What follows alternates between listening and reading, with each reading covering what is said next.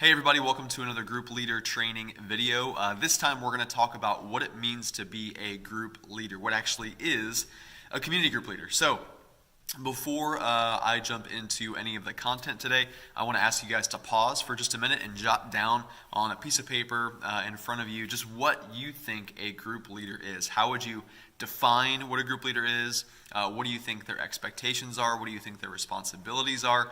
Just take a second, jot that down, see what's in your head, and then unpause the video once you have done that.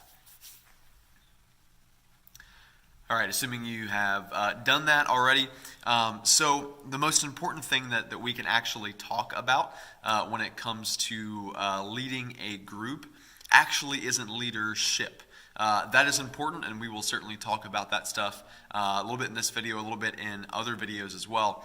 But the most important thing we could talk about actually is discipleship, and in particular, your discipleship. So I want to make sure that you know what I mean and what the Village means when we talk about discipleship, or what it means to be a disciple. When we talk about disciples, we mean people who are learning from Jesus, who are following Jesus, and who are leading other people to Jesus. So learn, follow, and lead. Those are the three components of being a disciple. If you consider the life of the early disciples that actually followed Jesus physically, what did they do? They sat at his feet, they listened to him teach, they asked him questions, they sat when he taught large crowds of people, they got to interact with him in very small, intimate settings as well. They literally followed him around wherever he went, and as he sent them out to go do things, or as he asked them to do things, they would obey. They would follow his lead, follow his command. And then lastly, they led people to Jesus. He sent them out 2 by 2 to go tell people about the kingdom of God while he was still alive before the cross. And then certainly after he rose from the dead, he sent the Holy Spirit, and he gave them the Great Commission, to go out and to make disciples. So that's kind of how you would mark their life as disciples, learning from Jesus, following Jesus, and leading other people to Jesus. And so we would say the same thing is true about us as disciples. So to connect the dots, I know in the last video that we did, we talked about kind of the devotions of the early church, and I want us to see kind of the harmony between what a disciple is and what we are devoted to as disciples, as the early church. So when we consider the very first devotion that we read about in Acts chapter 2, verse 42, we read that they were devoted to the apostles' teaching. They were devoted to what we would have now is the Word. We have the Old Testament, and we have the teaching of the apostles and others at that time collected together in the New Testament, and all those things together in the Bible itself. And so they devoted themselves to the Word, and that's how we primarily get to learn from Jesus today as disciples, as we get to sit under the Word and learn from the words of God himself. The second devotion was fellowship, and the third was corporate worship. And we talked about that in terms of just loving your neighbor and loving the Lord. Those two things essentially hitting at the heart of the two greatest commandments. And when we consider what it looks like to follow Jesus, that's what he did. At the end of the day, he loved his neighbor and he loved the Lord. He did those things perfectly. And so when it comes to, again, us being disciples, we get to be devoted and follow him in the ways that he loved others and in the way that he loved the Lord. And then lastly, the observation that we made about a lot of the other things that Luke writes in Acts chapter 2, that passage that talks about the early churches. So many of the other things that it's going on there, those things flowed out of the early church's devotion to those three things, to the apostles' teaching, the fellowship, and the breaking of bread, and the prayers. And so what we see here when it comes to discipleship is whoever you are following, whoever you are learning from, that is also going to be the person that you lead other people to. So what we lead people to is actually an overflow of who we're learning from and who we're following, right? Just like we see in Acts chapter 2, that as they were being faithful, being devoted to these things, there were lots of other things that happened, but one of those things was that God added to their number daily those who were being saved. And so we get to see this kind of connection and correlation between following and learning and leading, that whoever you're learning from and whoever you're following, that's who you're going to be leading people to. And likewise, the opposite of that is true. If you're not learning from Jesus, if you're not following Jesus, you are not going to be able to lead other people to Jesus either. And so this is why your own discipleship is so incredibly important, and it's the most important thing that we can talk about when it comes to leading a community group, because you can't lead others to something or to someone that you're not following, that you're not learning from. So we just have to always be mindful as disciples, not even just as leaders, but just as disciples, that we are actually always being discipled by someone or something. It's not just a Jesus term. There is always someone, always something that we're learning from, always someone or something that we are following, and always something that we are wanting to lead people to, right? If you consider the things that you like to tell people about, right, the things that you enjoy sharing with other folks, maybe that's a personality test, or maybe that is a particular author or a speaker. Could be a blog that you really enjoy, or a movie that you really like, or it could be these like life hackers that have really great tips on how to do things, or maybe it's this particular diet, or it could be a million different things, a pundit, or some radio host or something, or podcaster. It could be anything. Think about the people that you are excited to talk to other people about, or the things that you're excited to talk with other people about. Chances are those things that you want to lead other people to are also the very things that you are learning from and that you are following, that are shaping the way that you think, that are shaping the way that you feel, that are shaping the way that you live. And so we are always being discipled by someone or something, and our greatest aim and ambition as disciples of Jesus, right, is to allow our hearts and our minds and our lives to be primarily influenced and shaped by Jesus himself. Right? And so we have to be mindful, not that any of those other things are bad, but when it comes to who is our king and who is our primary ultimate, they get to say what's in, what's out, what's good, what's bad. That has to be Jesus for us. And if it's not, then we have some conflict coming into play, and we're going to really wrestle with not only leading other people to Jesus, but seeing the value in what Jesus has to offer in terms of what he can teach us, and in terms of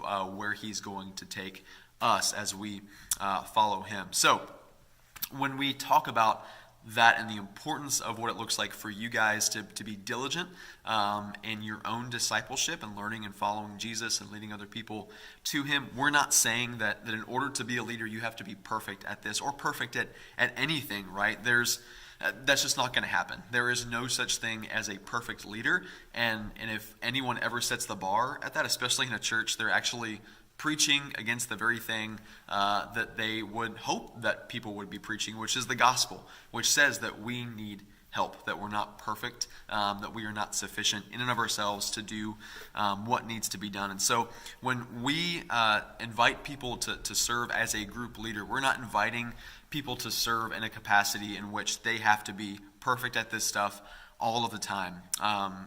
We are saying that there is a trajectory in their life, no matter kind of where they started from. There's a trajectory in their life that shows that their character, their humility, their teachability, their love for their neighbors, their desire to disciple other people and to live life with other people, their maturity, their mission, all of those things, those components of their life, all that stuff is kind of just on an upward trajectory that seems healthy and is also a trajectory that we would want to multiply throughout the village. Right? We have no desire to make carbon copies of our group leaders, right? And so someone might be a really strong theologian, or someone might be a really strong hospitality person. Someone might be really strong in shepherding and pastoral care. Someone might be really strong in just serving with their hands, doing like physical acts of love and service. We don't want to make carbon copies of everyone and say just because they're a leader, that means everyone has to be just like them. We just want to say that the trajectory of their life, gosh, that's what we want other people to have and embrace. Not that their life's going to look exactly the same, but in terms of their pursuit of Jesus, we want to multiply pursuits of Jesus. And so That's just an important thing for you guys to know. There's not a perfect standard for that. That actually preaches against the gospel that we proclaim. We're looking at trajectory in terms of health and things we want to multiply.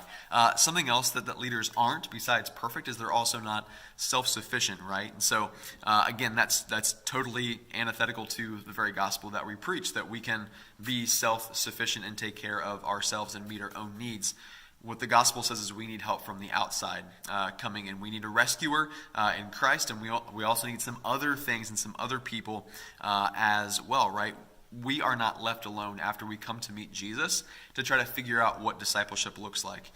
Primarily, God gives us three things to equip the church that we get to lean into and lean on throughout all of our lives. And those three things are, number one, the Word, which we've talked about already. He gives us His Word that we can actually know and trust and study, so we know what Jesus is trying to teach us.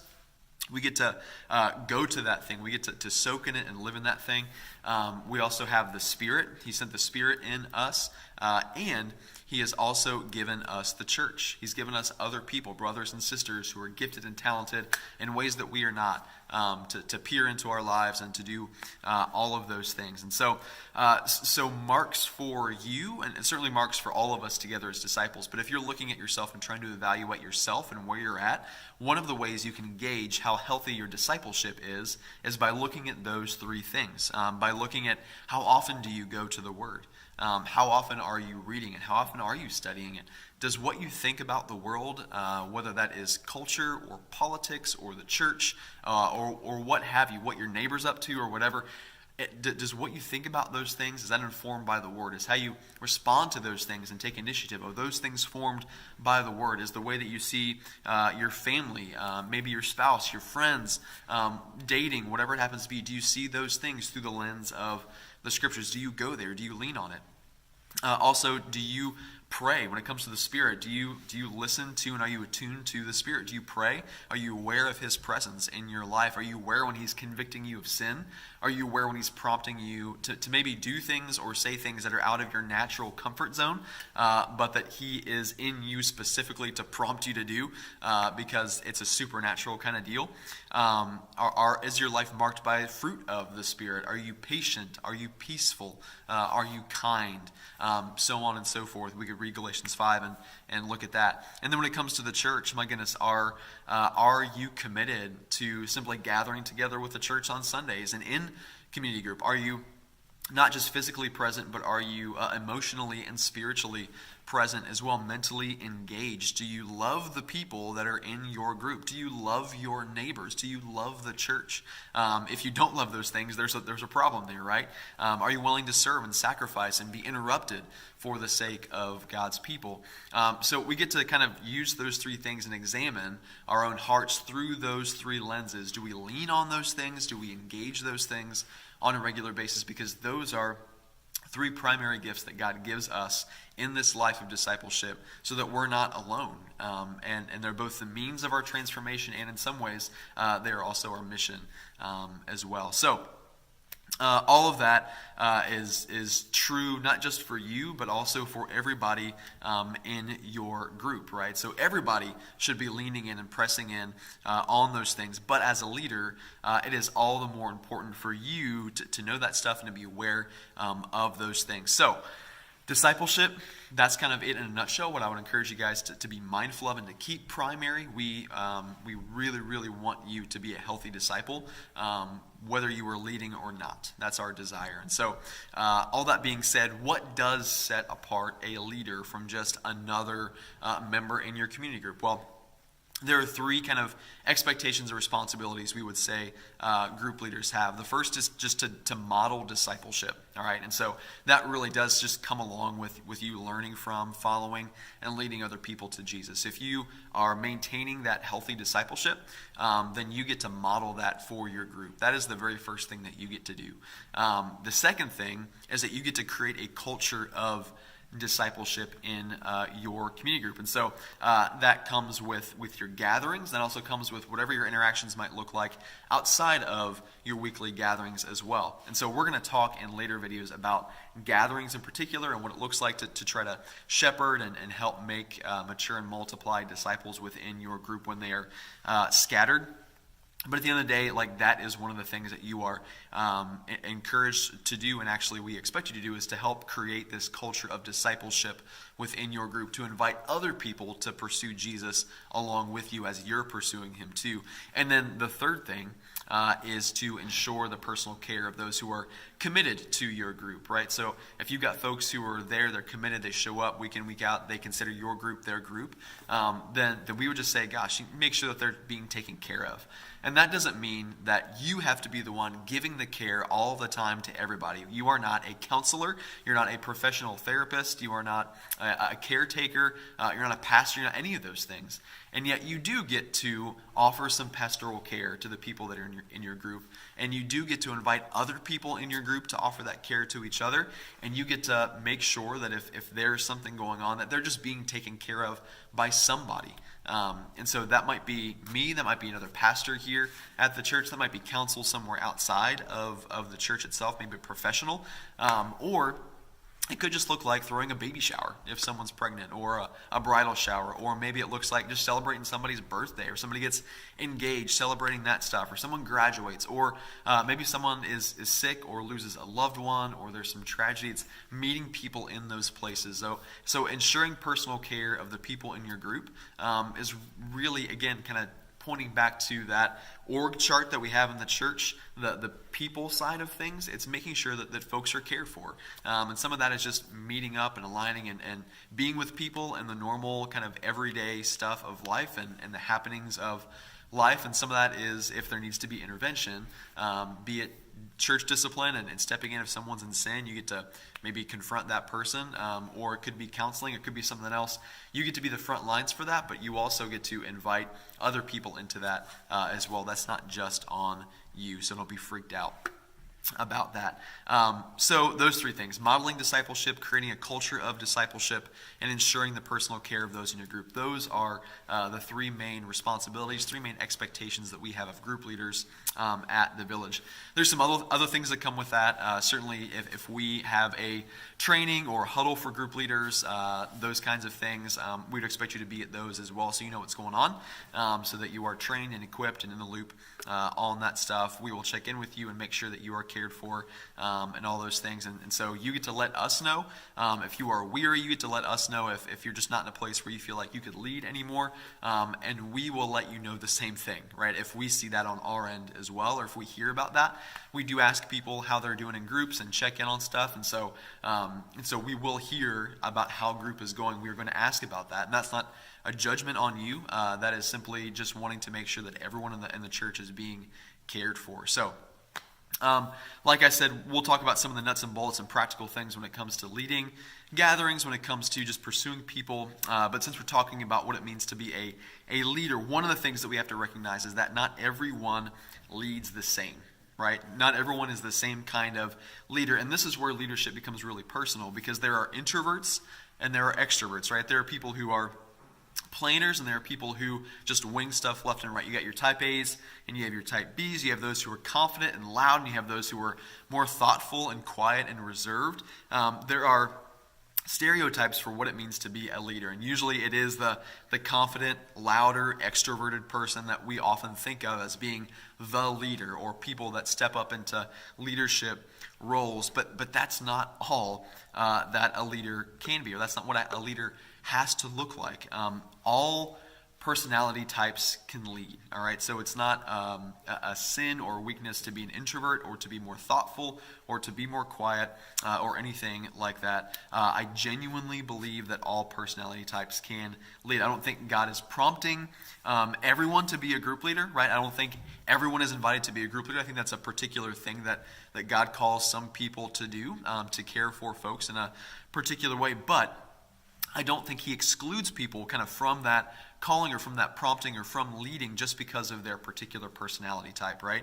Sin, sure, disqualifies them for sure. Immaturity, absolutely. Have they only been a believer for a certain period of time? Are they not really known by us? Sure. Those things will keep us from inviting people into leadership. But personality type, just by default, that's not going to keep us from inviting someone to the table. I believe every personality, when it's paired with healthy discipleship and surrounded by the Word and the Spirit and the church, they can contribute things in leading and shaping a group in some really unique ways. But that's the key, all right? The key is that leaders do contribute. They do contribute something every time they show up. They bring their strengths to the forefront, and they're also incredibly aware of their weaknesses as well, the things that they lack, and they're willing to be honest about those things, right? Not to use them as excuses, not to use them as reasons why they're just not being faithful in a particular area, but they're willing to be challenged and pushed and grown to invite other people to see those things, and also to invite other people to bear weight and carry burden where they need help, right? And so, what we get to do is we get to not encourage people in the church to change who they are or change their personality, but we do get to invite people to consider how they could grow, how they could mature in Christ. Not become a different person or swap personalities, but to become a healthier version of who they really are. Hey everybody, sorry for the jump in the video there. Had some technical difficulties. I want to make sure you get your homework. So the first thing I want you to do is around a self-reflection with the Enneagram. So hopefully you guys took that Enneagram personality assessment. You got the results. If you have questions about that, feel free to hit me up. If the results weren't clear, you just have other things you're not sure about, feel free to ask me. We'd love to help you out however I can with that stuff. The other thing too is just we say this, that these personality tests, they're as good as the people that made them and as good as the people that take them. And those things don't tell you who you are. You tell them who you are. And they just give you results and some assessment based on the answers that you've given to things. And so they're not always like a nail on the head, bullseye kind of thing. They, whatever your number is, that is not who you are. God gets to define who you are, but it might be helpful in describing some things about who we are. And ultimately, when it comes to the Enneagram in particular, it does try to help us see how we cope with living in a broken and fallen world in some ways that we have learned throughout our life, and some ways that, while it may have served us well at some point in time, sometimes get in the way of our own relationship with the Lord, of our own relationship with others, and maybe the way that we lead. And so those are actually the things that I want you to reflect on. I want you to take a look. This is your first assignment. Take a look at that Enneagram description, whatever your type description is. Read through it, and then I want you to reflect on how do you see that stuff show up in your relationship with the Lord, in your discipleship. How do you see it show up in your relationship with other people? And how do you see that show up maybe in the way that you will be prone to lead? So those are three things I want you to reflect on. How does your personality in particular, how does that shape, or have you seen that impact or influence your discipleship, your relationship with others, and maybe the way that you will lead? Either you have led in the past or you will lead in the future.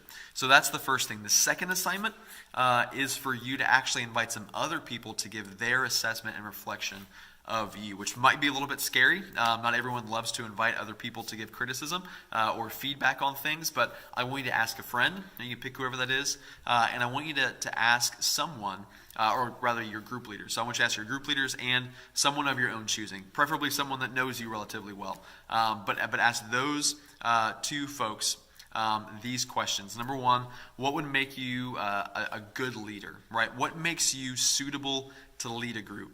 Number two, what might be your pitfalls?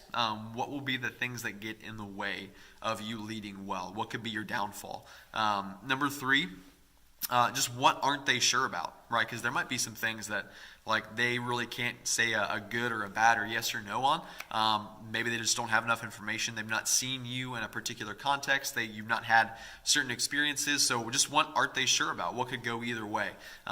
So that's the third question. And the fourth question is, how do they want you to grow?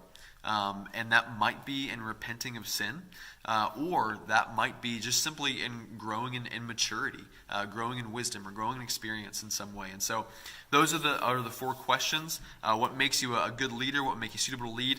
Number two, what might be your pitfalls or your downfalls? What aren't they sure about when it comes to you?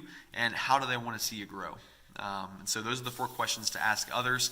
I know that maybe the format for getting that feedback It could vary in lots of different ways, whether you send emails or texts or you get dinner with somebody or whatever. So feel free to jot down your responses and all that stuff like in the Google form to submit your assignment. Or if you want to email me at scott.odonohoe at myvillagechurch.com, you can do that. Or if there are other ways that you want to get that to me or relay some of that stuff, what you heard to me, feel free to reach out to me. We can figure that out. So hopefully this kind of work and this homework this time is fruitful, is maybe a little insightful into who you are and maybe connecting some dots or whatever, but hopefully this lays some good foundation and framework for you moving forward as we begin to talk about some of the nuts and bolts of leading in the next couple of videos. So thanks guys, appreciate you, and I'll see you next time.